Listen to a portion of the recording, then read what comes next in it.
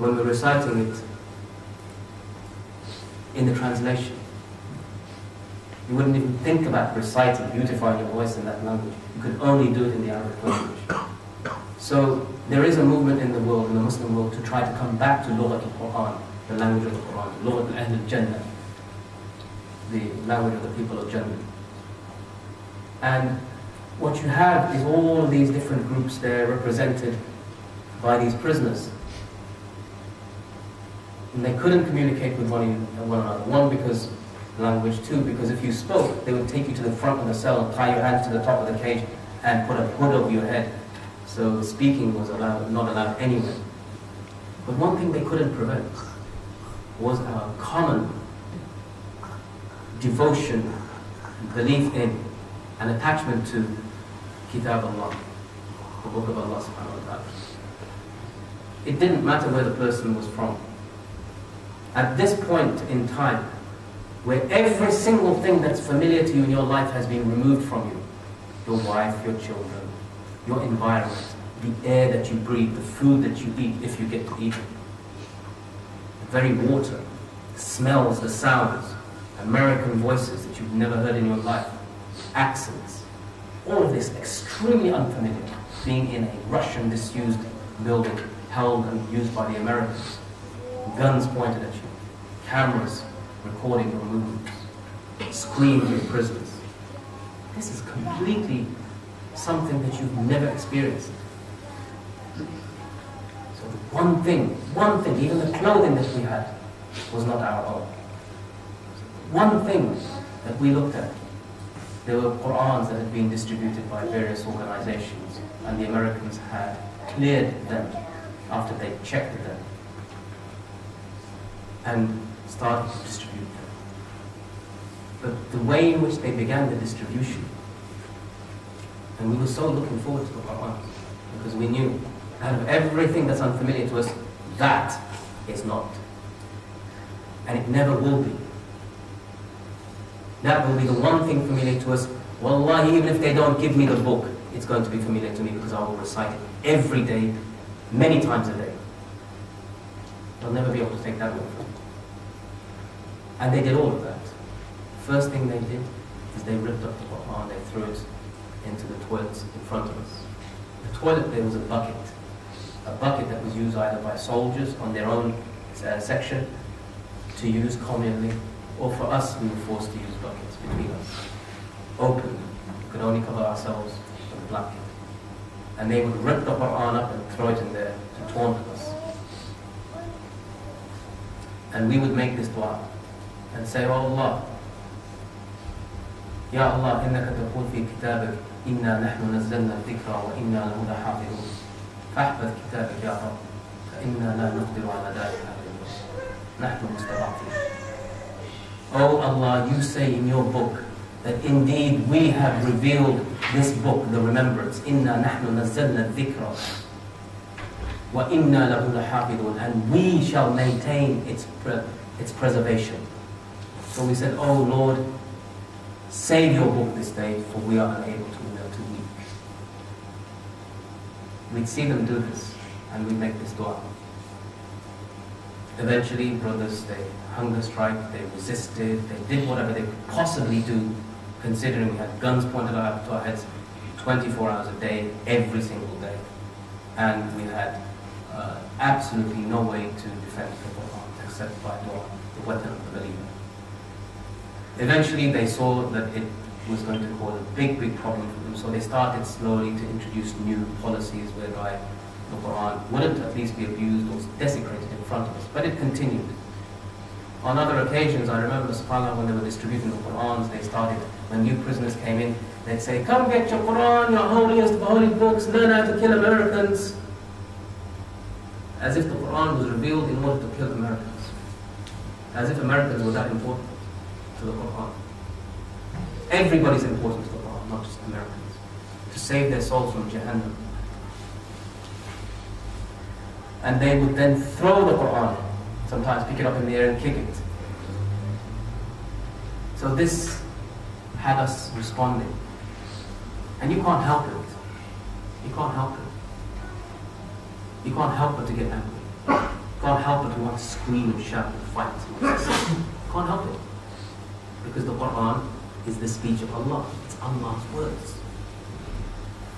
And how could you feel anything less when you know if somebody said that to your mother or your father, they treated them like this and they were like this, you'd be up in arms.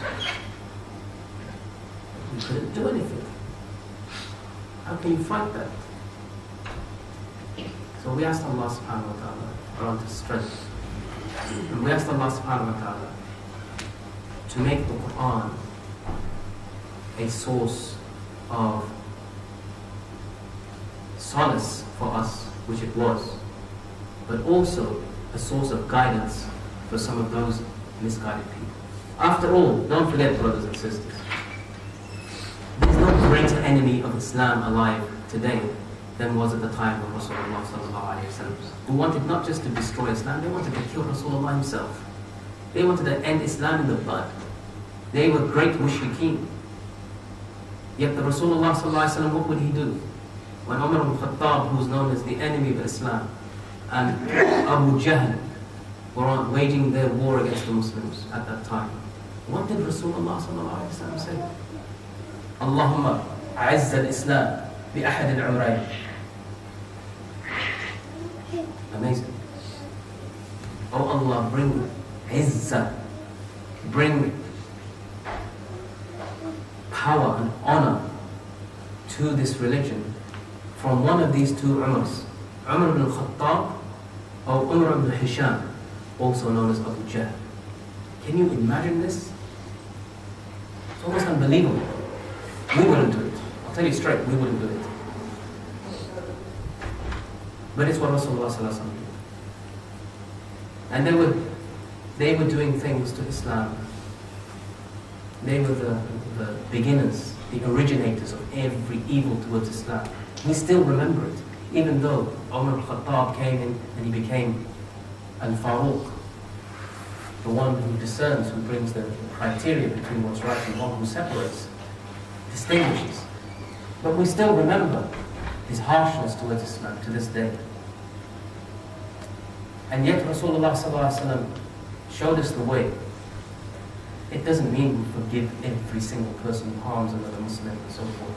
But what we do and should remember, that the blood of a Muslim is holier than the Kaaba itself. And no matter how hard they try to destroy the Quran, as I believe the Lord, I think it was Gladstone, I could be wrong, who stood up in the British Parliament during the late 1800s, and he held up this book. He said, if we can remove this from the hearts of these people, the Quran, then we can defeat them. They can't though, it's impossible. Because the Quran began not as a book. And that was the purpose of me starting with that. The Quran never began as a book, though it has ended up now as simply a book in some people's hearts, minds, and shelves. It never began as that. It penetrated the hearts. That's why it was first revealed to the heart and spoken to the heart. And those who defended it with their hearts and their lives are the ones who preserved it. Had it not been for those people who fought at the Battle of Yamama that day, and their sacrifice, and the Sahaba learning and recognizing what would happen if they all got killed, we wouldn't have the Quran preserved in the book that we have today. Our very notion of the Quran might be completely different. Entirely different, in fact. So we have to go back to exactly what it is, the message that was sent to those first early generations, how they understood the Quran as a way of life, as a guidebook for life. And for it to be understood and interpreted from the walking example of the Quran. When Aisha radiallahu anha was asked, what was Rasulullah sallallahu alaihi wasallam like? She said, كَانَ خُلُقُهُ الْقُرْآنِ. His mannerisms were that of the Quran. If you want to see the Quran in walking, living fashion, look at Rasulullah sallallahu alaihi wasallam's life, and there you will see the practical application, daily application of life. Now, if you look at all of the non-Muslims, a great deal of non-Muslims like George Bernard Shaw and many others, H.G. Wells, you would have come across, who wrote Time Machine and all those famous classics, they all talk about the Prophet ﷺ in an amazing manner. Some of these people are either Christians, others like Bernard Shaw are atheists. But they describe the manner of Rasulullah sallallahu alaihi wasallam as the perfect example of humanity, as the perfect example of somebody who can settle disputes, as the perfect example of a statesman, as the perfect example of a father and of a husband. It's as if every single thing that he did that was recorded and later sent down to us had meaning, more than any other man in history. But his message is revealed, his message is contained in the revealed words of Allah subhanahu wa ta'ala in that book that we hold dear today. The Quran is an amazing example for us as Muslims, and indeed you all know that the Prophets alayhi salam all came down with various miracles. And when Rasulullah sallallahu alaihi wasallam was asked, what's your miracle? He said the Quran. They laughed at him. But today, if they would see that there are so many adherents to this book that came at that time that they laughed about to Rasulullah, they would be the ones being laughed at. Because they couldn't see what Rasulullah sallallahu alaihi wasallam was shown. That his ummah would spread across the world. And the words of that Quran would be attached to the hearts of men like no other book is attached to the heart of any man or woman in this world, past or present. There is no book that's like it. Nothing comparable to it. The Bible, if you take it and you look at its comparison with the Quran, you can see it's a third-person story at best, equivalent to the ahadith. Though the ahadith sciences are so much more intricate and specific and precise that there's nothing even equivalent to that. Certainly there's no book speaking in the first person, which the Quran not only makes but challenges. That if there's anybody there who thinks that this is the words of man, then produce just one verse like it.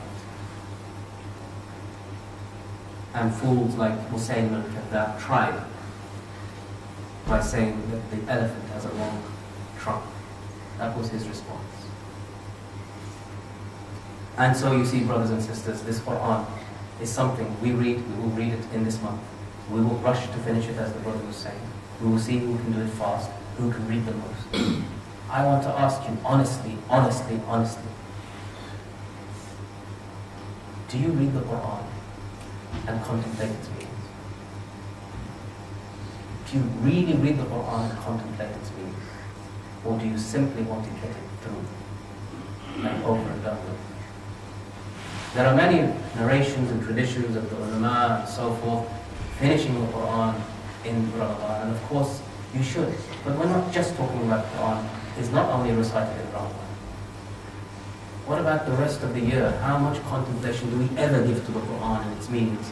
And I would say to you, it's very difficult to do so if you don't learn the language of Allah.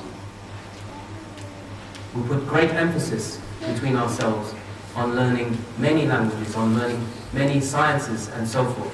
But learning the language of Allah and trying to be familiar with the Quran itself is something that we should be doing more often, much more often, in order that we become familiar with these words.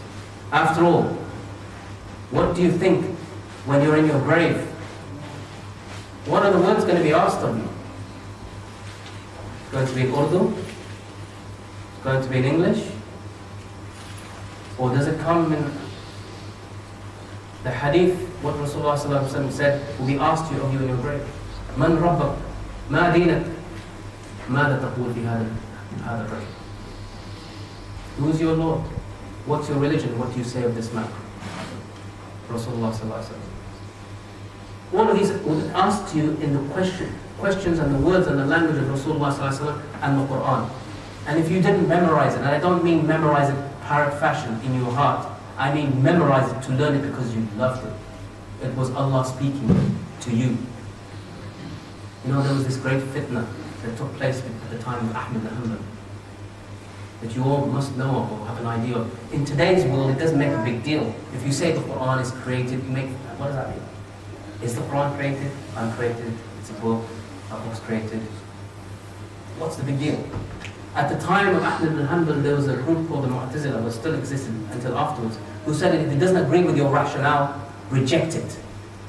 It doesn't agree with our rationale that this book, that this Quran is the speech of Allah. Therefore, it's a creation. And anybody who says that it's not a creation will be beaten and tortured and lashed. Many of the ulama at that time, they made all these sorts of statements. Famous one by one of the ulama, he said, the Quran, the Injil, the Zabur, and the Torah, these four are created. He meant that his fingers are created. But he was too afraid to say the actual truth, which was the Quran is not a creation, it is the speech of Allah. It is the very speech, the very words of Allah. There is no change in it. There is no room for misinterpretation in it. There is no room for introducing your own take on it, other than what Rasulullah ﷺ and the Sahaba, how they understood it. And he took this stance and he was whipped and tortured as a result of it. But had he not done so, we wouldn't be understanding Islam today as we do. So the Quran was always a central tenet for our very existence. And the enemies of Islam have constantly, throughout history, from the time of Hussein al-Kadhdhab to the time that we see today, they will constantly, you will see people like Nick Griffin and Tommy Robinson, who are today's enemies of Islam in this particular part of the world, say the problem isn't the Muslims, they're just being Muslims. The problem is Islam, as taught in the Quran. The Quran is the problem. Have you not heard them say that? Have you not heard burn a Quran day? Have you not heard of that pastor in America starting this movement to burn the Quran? The Quran is of the devil. The Quran, Islam is of the devil. And we are unable to respond because we have no intellectual ability to argue against them. To not only argue against them, but to call for them to turn to Islam. To ask Allah subhanahu wa ta'ala to bring these greatest enemies of Islam into Islam. There was this man, I think the Swiss MP, who was campaigning against minarets being built in Switzerland. And by the grace of Allah subhanahu wa ta'ala, this great Islamophobe, he became Muslim. In Guantanamo, we had people who used to argue with us and hate Islam. And I remember one in particular. He became a Muslim. Sometimes people try to fight something so much that they actually become experts in that field. They hate something so much, they want to work against it so much, that they learn about it so much. And one day, perhaps it dawns on them, if Allah subhanahu wa ta'ala wishes to guide them, then there's none that can lead them astray. So this, my dear brothers and sisters, is something, as a lesson for us all. The Quran has to be something in our lives. When I used to be, wallahi, in my cell in Guantanamo, everything else has, as I said, become totally unfamiliar. And all the brothers there have memorized the Quran. And especially when you're in solitary confinement. Especially as Shaykh al-Islam Ibn Taymiyyah said, ماذا يصنع عدائبي كجنتي وبستاني في صدري أينما رحت لا تفارقني فحبسي خلوة وقتلي الشهادة وإخراجي من بلادي سياحة. What can my enemies do with me? For my paradise and my gardens are in my chest. Wherever I go, they do not leave me. And imprisoning me is my time alone with Allah for meditation, for reflection, for contemplation. And killing me is my martyrdom. And throwing me out of my home is tourism. And if you see those words, those particular words, habsi khalwa, this is a time for my contemplation and meditation alone with Allah subhanahu wa ta'ala. You'll never find it elsewhere. You'll try, perhaps the most, 10 nights in this month. That's probably the closest you'll ever get. But you'll be in the masjid with a whole bunch of other people too. There's no proper khalwa. And I wouldn't wish it upon anybody. I'd never wish solitary confinement upon anybody. Because we're human beings and we're social animals. Yet, where could you find in this environment and society a place and a time where you could be